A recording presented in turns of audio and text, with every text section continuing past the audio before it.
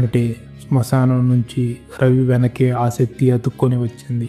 తను ఇంట్లోకి తెచ్చింది తన తాతయ్య జ్ఞాపకాలను కాదు, దారిలో తగిలిన ఒక క్షుద్ర శక్తిని. అకస్మాత్తుగా రవి భుజం మీద ఒక చల్లని చెయ్యి పడింది. ఆ చెయ్యి మీద కాలిన గాయాలు ఉన్నాయి. రవి వెనక్కి తిరగడానికి ధైర్యం సరిపోవట్లేదు.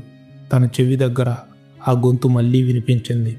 ఇప్పుడు నేను ఎక్కడికి వెళ్ళను, నీతోనే ఉంటాను, నీలోనే ఉంటాను. ఆ మరుక్షణం రవి గది తలుపులు దానంతటవే బలంగా మూసుకున్నాయి. రవి గది తలుపులు మూసుకున్న మరుక్షణం ఇంటి హాల్లో ఉన్న శంకర్, సుధా, రవి తల్లిదండ్రులు ఉలిక్కిపడ్డారు. పరుగున వచ్చి తలుపులు బాదారు. రవి, రవి, తలుపు తీ అని శంకర్ అరిచాడు.